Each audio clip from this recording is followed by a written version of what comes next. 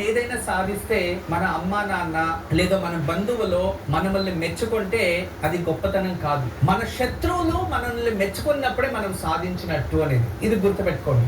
జీవితంలో ఎవరికైనా మనం ద్రోహం చేసేసి మనం గొప్పవాళ్ళు అయిపోతామంటే అది గొప్పవాళ్ళు అయినట్టు కాదు. ఎవరికో ఇబ్బంది పెట్టేసి మన పైకి వస్తే అది మనం గొప్పవాళ్ళు అయిపోయినట్టు కాదు.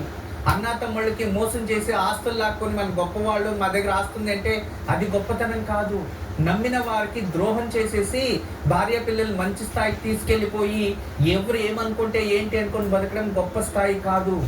మన మిత్రువులు మన బంధువులు ఎలా మెచ్చుకుంటారో అదే విధానంగా శత్రువులు కూడా మెచ్చుకునేలా బతికితే అప్పుడు నీలో ఉన్న మంచితనం గొప్పతనం అనేది తెలుస్తుంది. అందువలన అలా బతికితేనే జీవితంలో మీరు గొప్పవాళ్ళు అవుతారు అనేది ఈరోజు మంచి మాట. అంటే ఒకరికి ఇబ్బంది పెట్టకూడదు, ఒకరికి మోసం చేయకుండా మీరు మీ కాళ్ళపైన మీరు నిలుచుకోవాలి. ఎలా అంటే మీరు స్వప్రయత్నంతో నిలుచుకోవాలి.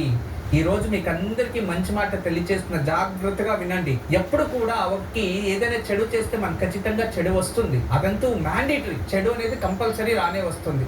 ఎలా వస్తుంది అనే దానికి కథపూర్వకంగా తెలియజేస్తాను.